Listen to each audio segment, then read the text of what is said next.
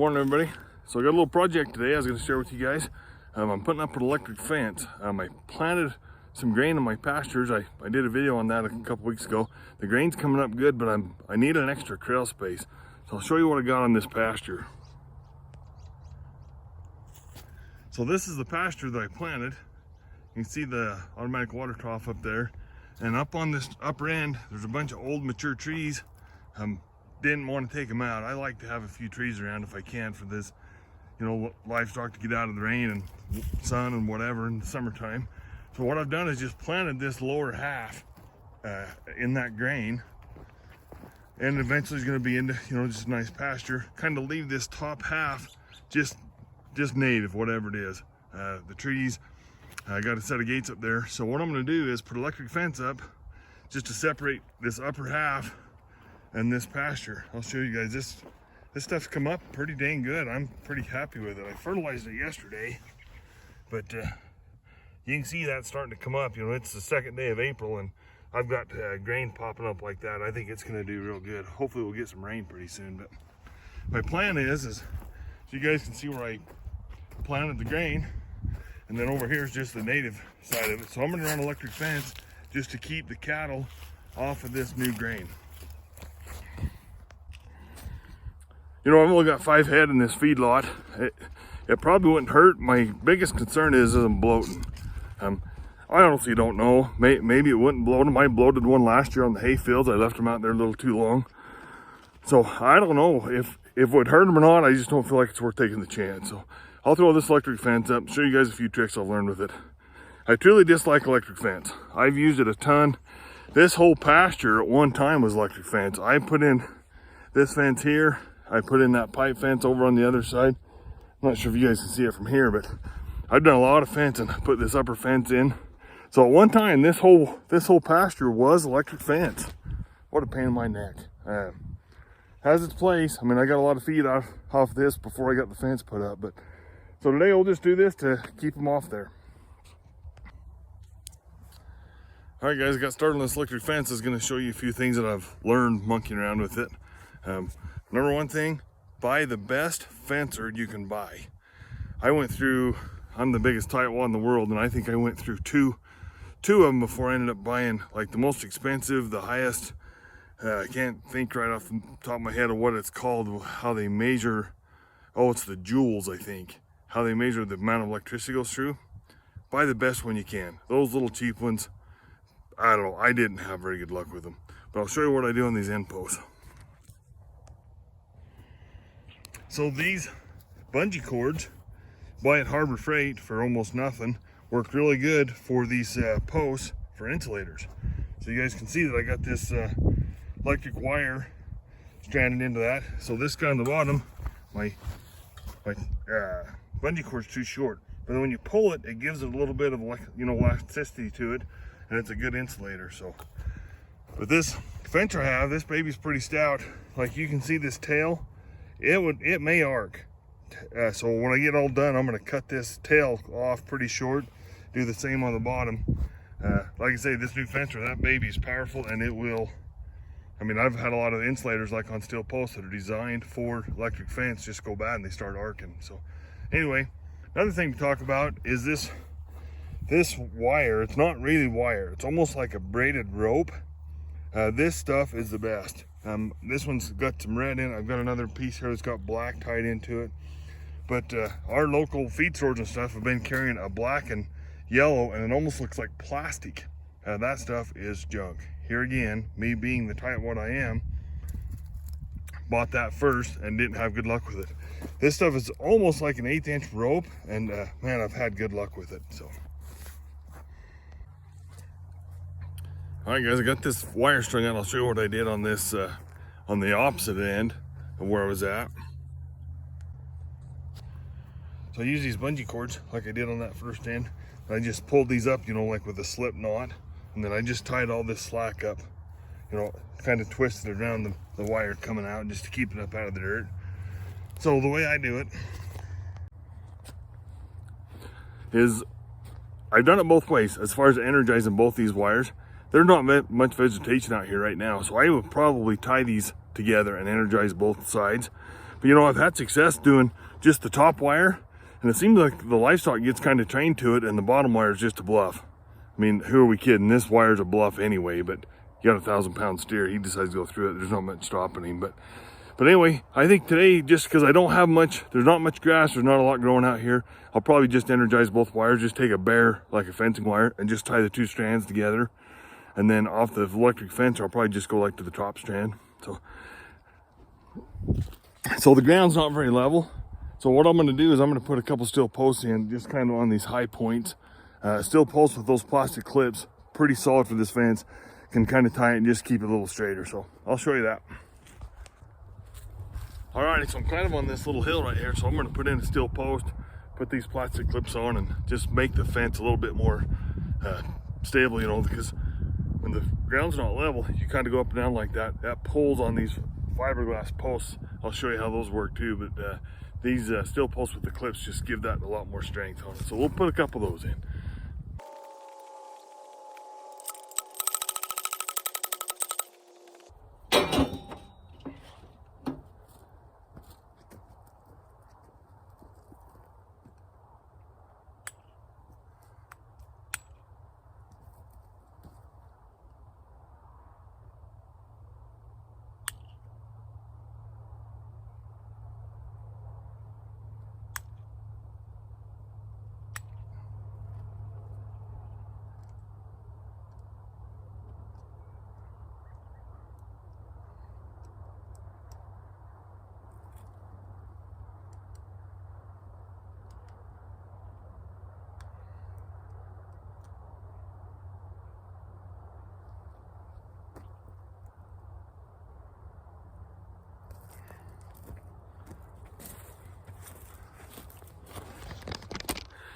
Alrighty, I'll show you these clips.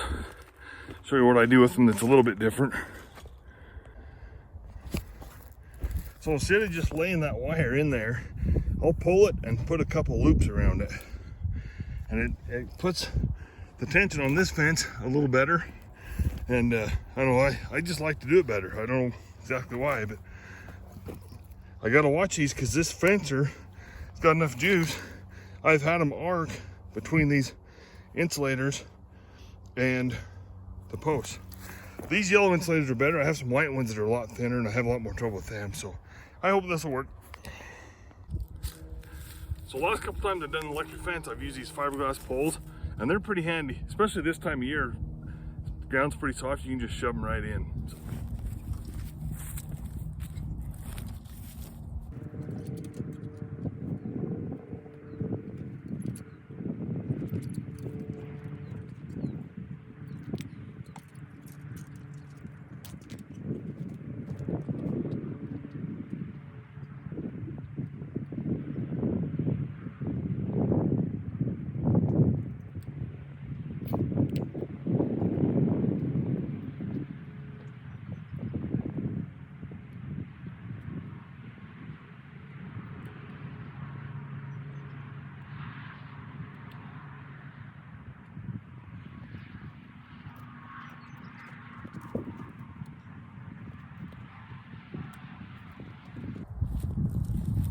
So that's a pretty handy way to set that up.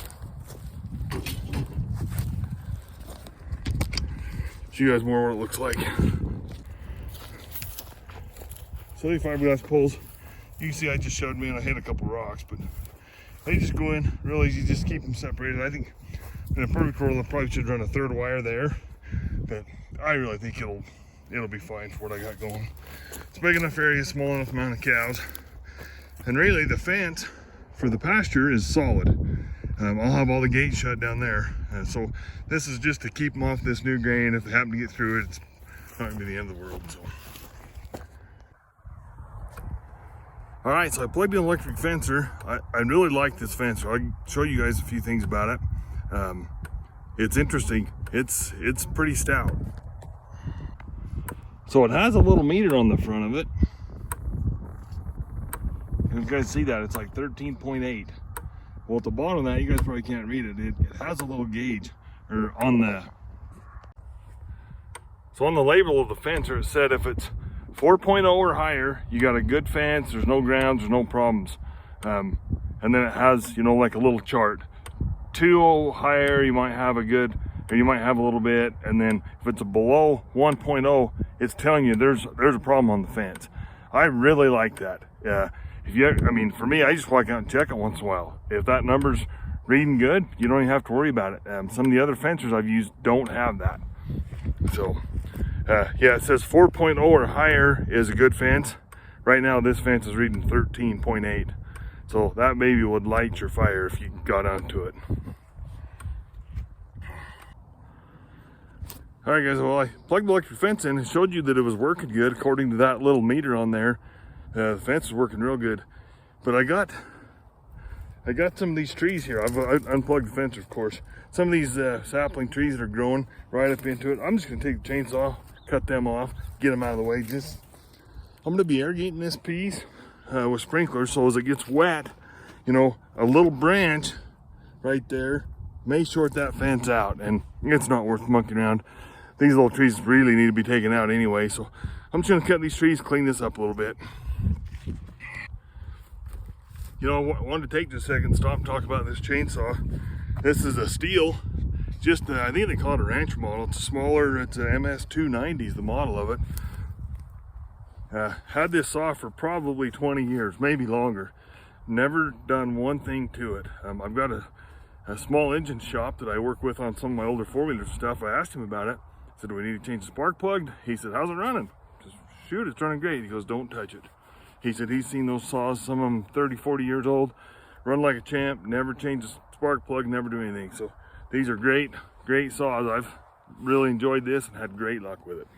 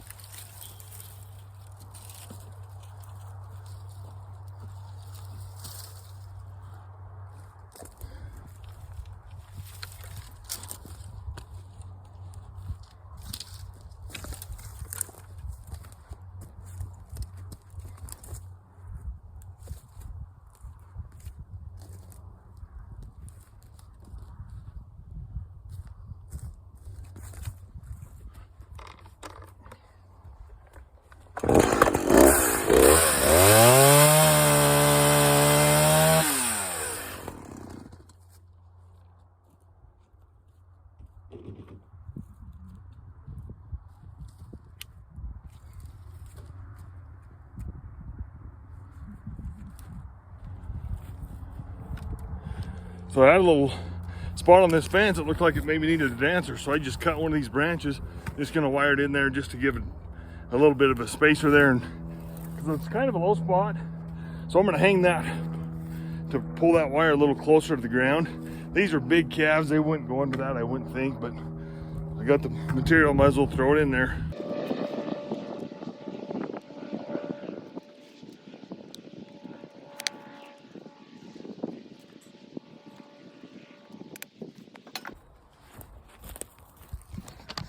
All right, so that little dancer turned out good. I'm just gonna watch this fence to show you guys.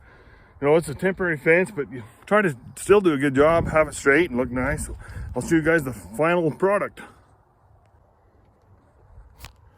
So this is that little dancer I just put in, and this is where I cut with the chainsaw to clean that up a little just to get the vegetation away from the fence. But much I hate electric fence, sometimes it's the best option. Sure happy with the way this grain's come up. You know, I've never planted in March before, but we've had a couple little nice rainstorms, and We'll get our irrigation water here in the next 2 or 3 weeks, and I'll be able to get it irrigated. Hopefully we'll get a little bit of rain between now and then, but I think my little fence turned out good. All right, guys, we're gonna call that a project for today. Probably gonna go get those calves moved over here this afternoon and start feeding them, the feedlot calves, in this little pen. So anyway, I think we're gonna call that a project for right now. Thanks for watching, everybody. Please subscribe.